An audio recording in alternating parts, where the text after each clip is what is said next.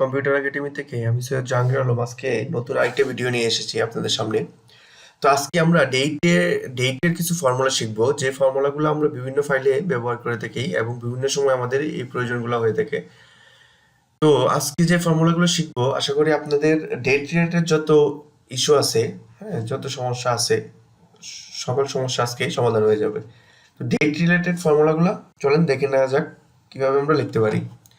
তো টুডে আপনি যদি কোনো এক্সেল ফাইলে, ঠিক আছে, যে আজকের যে ডেটটা আছে ওইটা দেখতে চান এবং প্রত্যেকদিন এক্সেল ফাইলটা ওপেন করার পরে এই ডেটটাই আপডেট হবে, এরকম যদি কোনো কিছু একটা ফর্মুলা লিখতে চান তাহলে আপনি লিখতে পারেন টুডে ফর্মুলা, মানে আজ।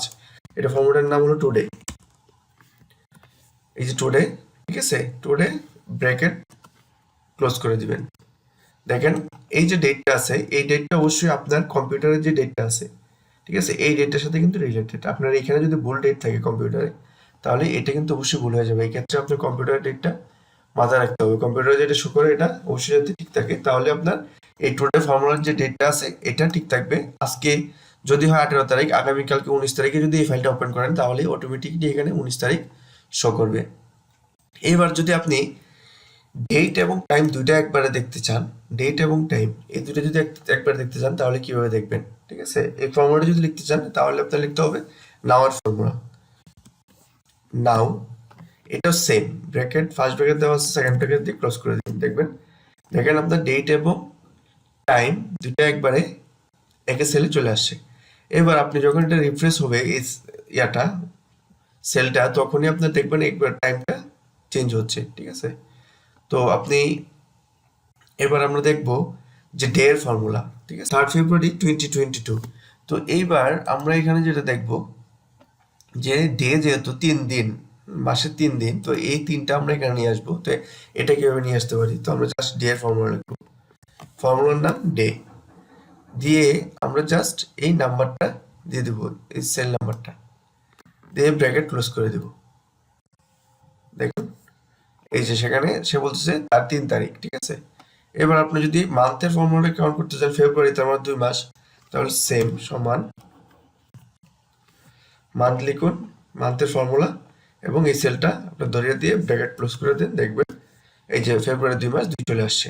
এবার আপনি যদি এখান থেকে ইয়ারটা নিয়ে আসতে চান 2020, আপনি কিভাবে আনবেন, ইয়ারের ফর্মুলা লিখতে হবে, YEAR, ইয়ার, এই সেলটা ধরিয়ে দিবেন, তারপর ব্র্যাকেট ক্লোজ করে দেবেন, দেখবেন ইয়ার চলে আসছে। এবার যদি আবার আপনি ডেটের ফর্মুলা লিখতে চান, ঠিক আছে, ডেটের ফর্মুলা লিখলে আপনি কিভাবে লিখবেন, আপনি ডেটের ফর্মুলা লিখলে আমরা লিখবো ডেট, এখানে কি বলছে ইয়ার, এই যে আমি প্রথম দিলাম ইয়ার, তারপর বলছে কমা, তারপরে মান্থ, এই যে মান্থ, তারপরে কমা দিয়ে আবার ডে বলতেছে। হ্যাঁ, এই তিনটাই যেভাবে বলছে ফর্মুলাটা এভাবে আমি ক্লিক করলাম। দেখুন আমার এখানে ডেটটা শো করতেছে। তো এবার আমরা দেখব কিভাবে ডে এর সাথে আপনার 5 দিন অ্যাড করবেন এবং 5 দিন সাবট্রাক্ট করবেন, মানে বিয়োগ করবেন, ঠিক আছে। যেমন আজকে 3 তারিখ, এটা আপনার আজকে 3 তারিখ যদি থাকে তাহলে এটার সাথে আরো 5 দিন অ্যাড করে যদি চান তাহলে আপনি কিভাবে 5 দিন অ্যাড করে দিবেন বা 5 দিন কিভাবে বাদ দিবেন। তো এই ক্ষেত্রে আপনার যেটা করতে হবে, ডেটার উপরে ক্লিক করবেন, ক্লিক করে +5, এই যে এই সেল আমি বলছি 5 দিন অ্যাড করব, এন্টার। দেখবেন আপনি 3 এপ্রিল এটা 5 এপ্রিল হয়ে গেছে। তো কালকে যদি মানে এপ্রিলের যতদিন যাবে সবসময় 5 দিন বেশি থাকবে, ঠিক আছে, আপনার ফাইলে। তো আপনি যদি 5 দিন কমাতে চান তাহলে কিভাবে কমাবেন, জাস্ট ওই ডেটটার উপরে ক্লিক করবেন, -5, দেখবেন 5 দিন কম, মানে 29শে মার্চ চলে আসছে।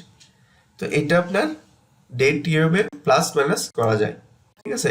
এবার আমরা দেখব ডেট থেকে ডেটের সাথে কিভাবে 10 মাস আপনার অ্যাড করতে পারেন এবং 10 মাস বাদ দিতে পারেন। এই ক্ষেত্রে আমাদের যে ফর্মুলাটা হবে সেটার নাম হলো ডেট, ঠিক আছে। ডেট দিয়ে আমরা যেটা করব, এই যে আপনার যে ডেটটা থেকে আপনার 10 মাস প্লাস হবে এটা, কমা আপনার যে 10 মান্থ যেটা আছে এটা ধরে দিলেন। এটা যদি 10 মাস প্লাস হয় 11 মাস হয়, আপনি এখানে 11 লিখলে 11 চলে আসবে, 11 মাস ডিসটেন্স হয়ে যাবে, ঠিক আছে।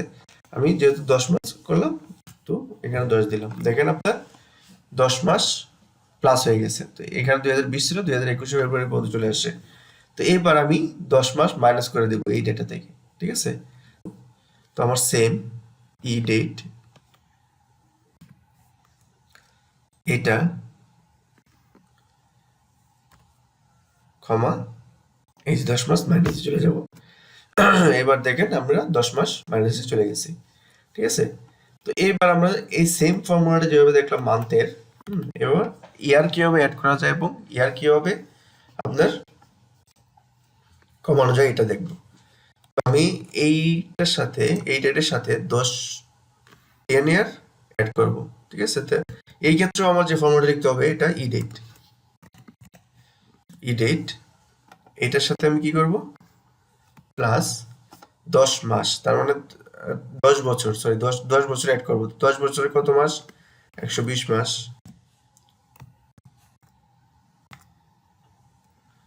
সরি, এটা এখানে ক্ষমা দিতে হবে, হ্যাঁ, প্লাস না, একটা ক্ষমা হবে। দেখুন এই ফরম্যাটটা আমি চেঞ্জ করে দিই, ডেটা ফরম্যাটটা।